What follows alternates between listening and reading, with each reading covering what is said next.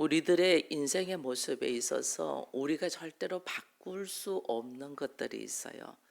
아무리 인간이 노력해도 이거는 인간의 범위에서 벗어난 일들이 있어요. 그것이 뭐냐면 인간이 나면 반드시 죽는 거예요. 이거는 하나님의 진리 안에 있는 법칙이기 때문에 사람이 아무리 수고하고 노력하고 뭐 공부하고 뭐 유명한 사람이 되고 성공하고 아무 소용없어요. 사람이 나면 반드시 죽게 돼 있어요. 이것이 뭐냐면 모든 인간은 죄인이라는 증거예요. 모든 인간은 우리가 사망을 가진다는, 이게 죄의 삭은 사망이잖아요. 그래서 이게 우리가 내가 인정하고 안 하고 뭐 내가 믿고 안 믿고 하고 상관이 없어요. 모든 인간은 죄인이기 때문에 죽음으로 가는 거예요. 이거는 내가 뭐 바꾸고 싶고 어떻게 이게 안 돼. 왜냐하면 창조주 하나님과 피조물의 관계 속에서 이것은 진리이기 때문에 그래요. 그래서 인생의 모습에서 이 죄인된 모습, 사망의 죽음의 길로 갈 수밖에 없는 인생을 누가 하나님이 불쌍히 여기셔서 그들을 영원한 생명, 하나님의 생명, 영생, 이게 하나님의 나라를 이루기 위하여 하나님께서 어떻게 하셨냐, 인간을 영생, 사망에서 생명으로 이끄는 길을 여셨단 말이에요. 그래서 하나님은 이 땅에 하나님의 나라를 이루시는 것이 우리가 태어나면 반드시 죽는 것과 마찬가지로 하나님의 일하심, 하나님의 계획, 하나님의 일이, 하나님의 나라가 이 땅에 임하는 거예요. 그래서 하나님 나라가 이 땅에 임하는 것 중에 하나가 이 땅이 뭐냐면 하나님의 백성들을 세우는 거예요.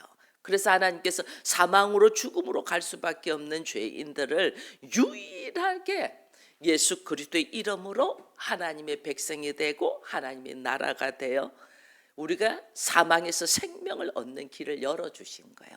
그것을 우리가 어떤 것으로도 깨달을 수 없는데 깨달을 수 있는 방법이 오늘 4장 12절에 다른 이로서는 구원을 받을 수 없느니 천하 사람 중에 구원받을 만한 다른 이름을 우리에게 주신 일이 없다. 그 이름은 예수 그리스도예요.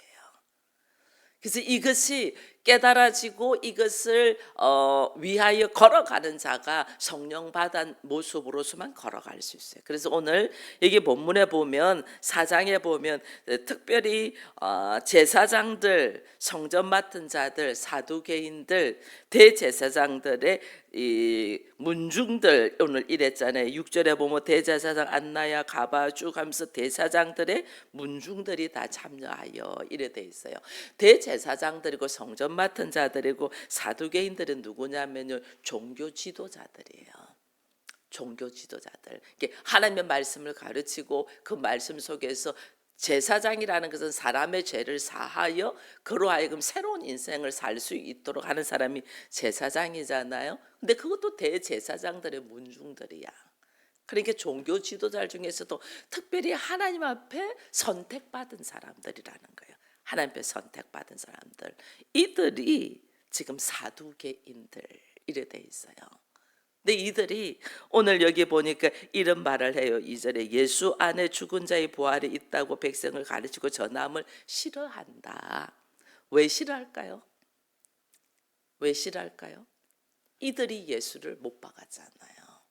대제사장들 가야바, 요한, 알렉산더, 대제사장의 문중, 대제사장들이 예수를 십자가에 못 박은 장본인들이거든요.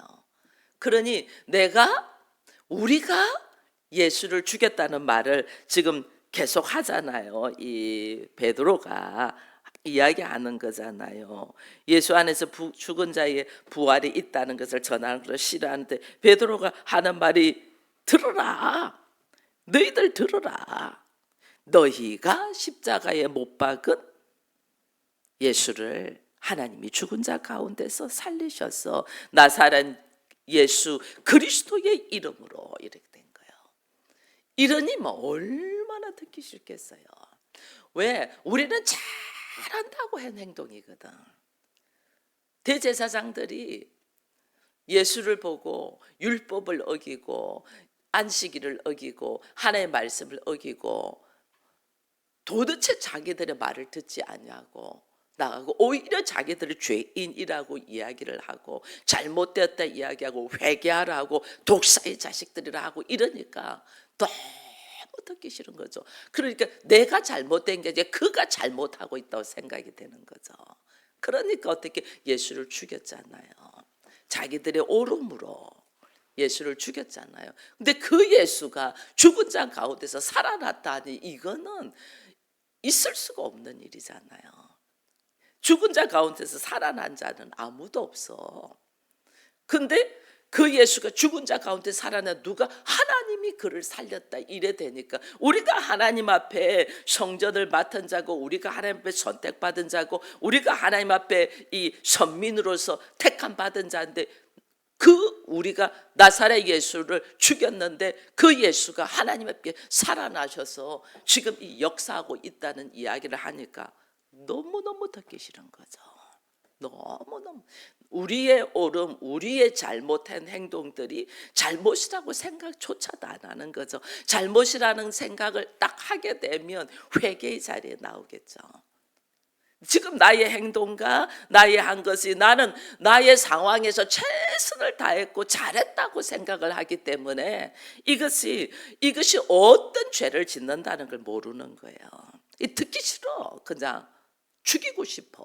이 예수 죽였어. 예수 죽이면 끝난 줄 알았는데 아니 그 예수가 부활해서 살아가지고 지금 자기들이 할 말이 없도록 하는 게 지금 나면서부터 안전뱅이 돼 있는 자가 나와서 일어났네. 자기들 앞에 지금 딱 있어. 자기들 앞에 많은 사람 앞에 있어. 그 사람뿐 아니야. 또 나와서 있은 사람들이 같이 있어. 산 증거가 딱 있어. 지금 이게 지금 뭐냐면요. 베드로와 요한이 공회 앞에 서서 지금 재판 받는 거거든요. 재판 받는데 재판 받는 중에 증인이 있어. 예수의 이름으로 살아난 증인이 있어. 이게 할 말이 없나? 이게 지금 할 말이 없다 이래 돼 있잖아요. 자기들이 지금 재판 받는 중이에요. 재판 받는데 너희들 지금 이렇게 이야기하자면 무슨 권세와 너희가 지금 무슨 권세로 누구의 이름으로 지금 너희들 이 일 해 이러는 거예요. 이게 뭐냐면 왜 무슨 권세로 누구의 이름으로 이 일을 하냐 이렇게 말하냐면 우리가 지금 하나님 앞에 성전 맡은 자고 하나님 앞에 택감 받은 자고 하나님 앞에 권세를 받은 자잖아요. 대제사장은 우리가 지금 하나님 앞에 권세를 받아서 하나님이 주신 권세를 가지고 지금 재판하고 판단하고 사람들을 가리키는데 우리가 너희들한테 허락한 적이 없는데 네 무슨 권세로 누구 이름으로 지금 이 일을 해 이렇게 지금 이야기하는 거예요. 그러니까 얼마나 자기의 오름에 빠져 있다는 거예요. 이게 우리가 이제 깨달아야 돼요. 하나님 앞에 이 권세를 받고 내가 직무를 감당하고 위치에 있어. 하나님에게 받은 권세를 가지고 뭐 했냐면 하나님을 죽여버리잖아요. 이게 우리예요. 얼마나 우리가 어리석은 자인 줄 몰라요. 하나님께 받은 권세를 가지고 내가 지금 예수를 죽인 하나님을 죽여버린 거죠. 이게 지금 내가 지금 무슨 짓을 하고 있는가를 모르는 거예요. 왜냐하면 나는 하나님께 권세를 받아서 나는 목사야, 나는 장로야, 나는 권사야, 나는 하나님의 백성이야. 이 생각이 우리가 하나님을 죽여버리는 이런이라는 거예요. 자기 오름 속에 딱 들어가요. 그래서 항상 하나님은 지금 내가 섰다고 할 때 넘어질까 조심하라 그렇게. 이게 지금 이 대제사장들 지금 사두개인들은 지금도 예수의 부활을 믿지 않습니다. 왜 예수의 부활을? 자기들이 한 행동이거든. 자기들이 죽였거든. 자기들이 철저한 트라우마거든. 그러니까 지금 베드로와 요한을 내어주면서도 이들이 예수의 이름으로는 너희들이 말하지도 말고 가르치도 마. 네가 아픈 사람들을 이렇게 세우고 병을 고쳐주는 것까지 내가 말하지 않아. 근데 예수의 이름은 제발 말도 하지 말고 꺼내지도 마 이러는 거예요. 이게 하나님을 모르고 말씀이 뭐고 하나님 나라가 뭐고 왜 우리가 사망에서 생명으로 얻는가 이것조차도 진리를 모른다는 거예요. 진리를. 자기 안에 빠져 있다는 거예요. 자기 안에 빠져 있으면 이런 모습으로 걸어가는 거예요. 여기서 또 한 사람 베드로잖아요.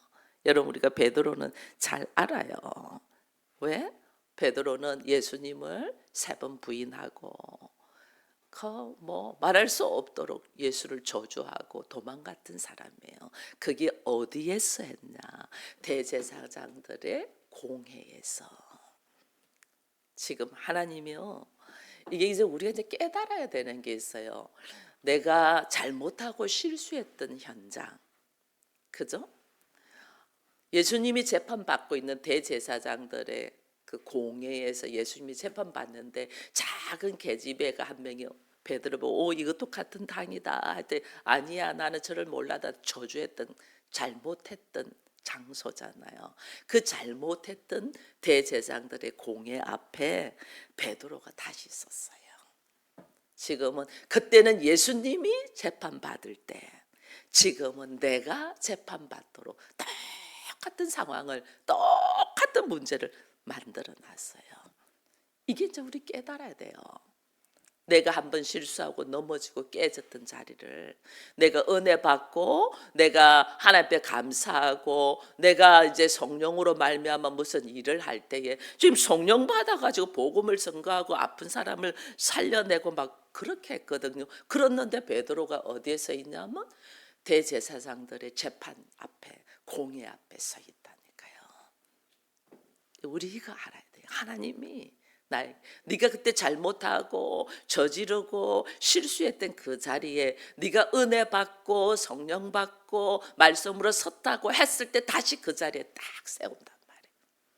그 자리에 세워서 이제는 어떤 모습으로 서고 있냐는 거죠. 이제는 그때 네가 잘못하고 힘들어하고 문제를 일으키고 이렇게 예수를 저주하고 부인하고 했던 그 베드로가 성령 받고 병 고치고 복음을 전하고 가르치고 이제는 내가 어떤 상황에서도 나는 이제는 하나님밖에 없어 하고 있는데 공회의 재판장에 넘겨진다니까.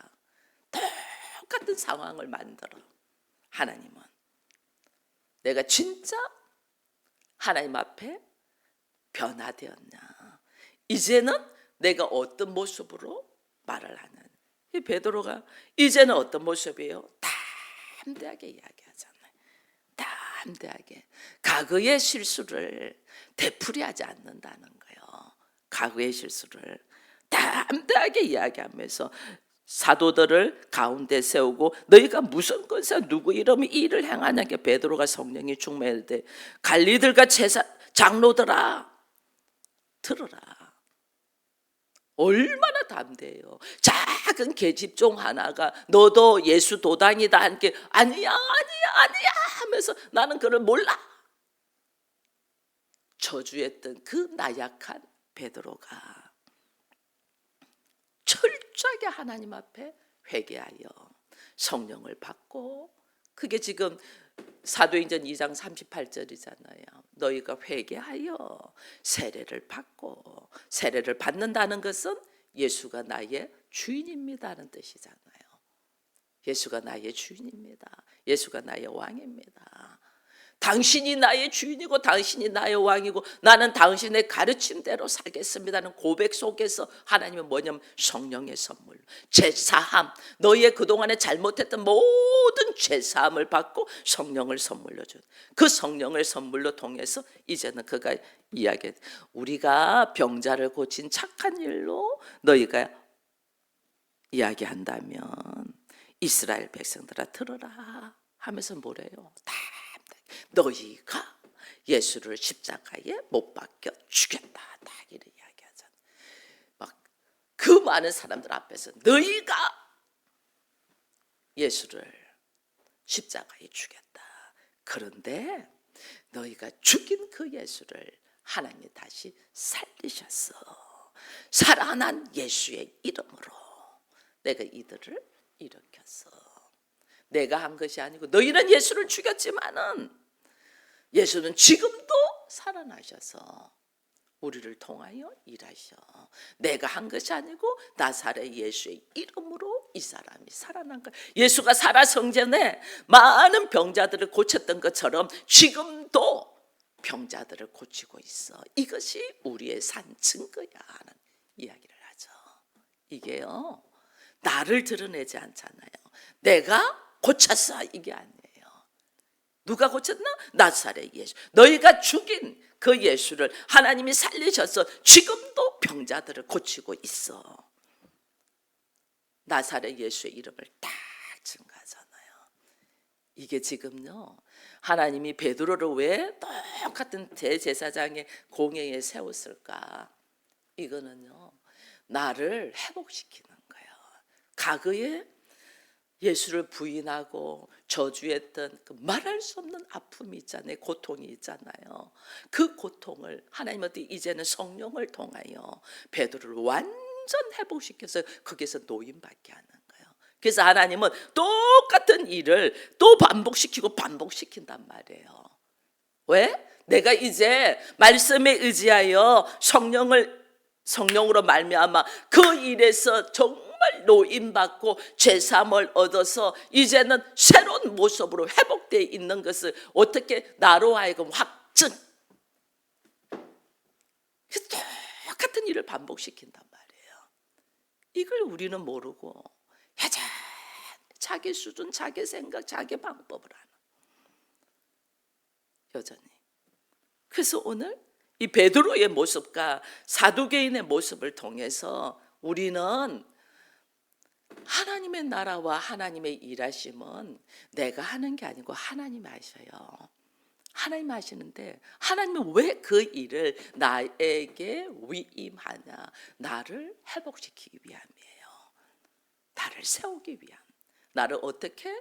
죄인의 모습에서 자유인의 모습으로, 나를 세상에서 허덕이고 죽음으로 걸어가는 나를 하나님의 나라로 들어와서 영원한 생명인 하나님의 왕 같은 제사장으로 세우기 위하여 하나님께서 일하신단 말이에요. 그 하나님의 일하심을 우리가 볼 수 있어야 되는데 우리는 여전히 자기 수준으로 사는 거야. 자기 수준으로. 오늘 우리 민경이가 기도하네요. 보니까 져주는 건, 내려놓는 것, 이게 하나님의 방법이에요. 왜? 나 역시 이 사두개인 대제사장들과 같은 모습이었잖아. 그죠? 나를 다 내려놓는 용기. 왜냐하면 나의 오름에 빠져 있으니까 우리가 힘든 거예요. 나를 쫙 내려놓는 이 모습이 내가 살 길인데 우리 이거 못하는 거예요. 지금 사두개인들이 이거 못하는 거예요. 이거 못해서 예수를 십자가에 못 박고 부활한 지 지금 2000년이 지난 지금도 이들은 자신들의 이것을 못 내려놔서 지금 어떻게 숨기고 못 믿어요. 부활을 지금도 못 믿어요. 안 믿어요. 부활을 내가 인정을 한다. 이거는 무슨 말이에요? 우리가 예수를 죽였다는 것을 인정하는 거잖아요. 자기 잘못을 절대로 인정하고 싶지 않는 거예요. 왜? 나는 그때는 잘한다고, 최선을 다한다고, 그 방법 외에는 없다고 하고 했기 때문에 자기의 잘못을 절대로 인정하고 싶지 않아. 이게 우리 인생의 모습이에요. 이게 너나 할 거 없이 우리 모두 다 그래요. 그래서 하나님이 어떻게 우리를 불쌍히 여기는 거예요. 불쌍히. 내가 아무리 날뛰고 뭐 성공하고 가진 거 있어도 내가 어떻게 하나님의 일을 하겠어요? 못하죠. 어떻게 내가 죽음에서 생명을 얻고 사망에서 영생으로 가겠어요? 하나님이 하신다니까. 나를 내가 죄인이잖아. 죄인. 그죠? 우리가 죄의 삭은 사망이니까 우리 모두 다 죽는 거는 누구도 부인 못 하잖아요. 이게 참 어리석은 거예요. 우리 모두 죽는 거는 누구도 부인 못 하면서 내가 죄인이라는 것은 인정하지 않는다니까. 이게 참 웃겨요. 아, 내가 죄인이구나. 근데 내가 죄인이라는 걸 인정하지 않고 내가 그걸 부인하고 듣기 싫어하고 이렇게 한 게 하나님 어떻게 내 생활 속에서 처절하게 내가 죄인이구나, 내가 죄인이라는 걸 깨닫도록 하나님 하시는 거예요. 그러니까 우리 가정의 일을 한 번 더 소환해서 이야기하겠습니다. 되도록이면 안 하려고 하는데, 우리 장로님이 옛날에 세례 받을 때입니다. 세례 받을 때 첫 번째 문답이 뭐냐면 나는 죄인입니까? 잖아요. 그럼 네, 나는 죄인입니다. 이래 고백해야 되거든요. 근데 우리 장로님 세례 받을 때 그게 문답지에 딱 있으니까 저한테 한 말이, 나 죄인 아닌데 이거를 네로, 나는 죄인이라고 네로 대답해야 되냐 그러더라고요. 네로 대답하세요. 내가 그랬어요. 네로 대답하고 그 다음에 하나님이 죄인이라는 걸 철저히 깨닫게 할 거다고 그랬어요. 근데 네로 대답하고 인생의 삶이 그 세례받고 지금까지 철저하게 나는 죄인이로 한 걸 깨닫도록 하나님이 일하시는 거예요. 왜냐하면 그때는 입술로 그냥 시인을 했죠. 나는 죄인입니다. 그러나 이것이 나의 인격이 되고 나의 삶이 되고 처절하게 하나님께 진실된 고백이 돼야지 정말 부활이 내 것이 되거든요. 그래서 하나님 어떻게 나로 하여금 부활의 삶을 살고 나를 사망에서 생명으로 옮기기 위하여 하나님 어떻게 나의 입술의 고백, 입에 바른 말이 진실한 나의 인격이 되고 나의 고백이 될 수 있도록 하나님은 내 삶을 이끌어가는 거예요. 그 뒤로 부딪히는, 예수 믿고 세례 받고예요. 예수 믿고 세례 받고 그 뒤로 부딪히는 인생이 죽고 싶을 만큼 힘들도록 만드셨다니까. 고백했잖아요, 장로님이. 죽고 싶은 만큼 힘든 순간들이 있었다. 그게 내가 죄인이라는 고백 속에 쫙 하나님 앞에 엎드리도록 하나님은 나를 이끌어가지. 그게 하나님의 나를 살리시는 일이야. 죄인인데 끝까지 죄인 아니다고 한 것이 대제사장들, 사두개인들. 이 보세요, 오늘 말씀을 이래 보니까 협박하여 너희들 다시는 나사렛 예수의 이름으로 이거는 가르치도 말고 말도 하지 마, 협박하면서 말하죠. 왜냐하면 자기의 죄의 모습을 숨기려고 인정하고 싶지 않았어. 인정. 예수님의 이 시신이 없어진 것도 병사들에게 돈을 주가지고 제자들이 훔쳐갔대래 거짓을 하면서 행동하잖아요. 이게 인생의 어리석음이에요. 하나님은 계속해서 나의 미련함, 나의 어리석음, 나의 죄인됨, 이것이 진실되게 고백되도록 내 인생을 이끌어가는데 우리는 이것을 밀어붙이는 거예요. 너 때문에, 너 때문에, 너 때문에, 당신만 아니면, 이렇게 나오는 거예요. 우리는 내가 죄인이라는 것을 고백하도록, 내가 죄인이라는 걸 처절하게 고백된 사람이 베드로 아니에요. 베드로.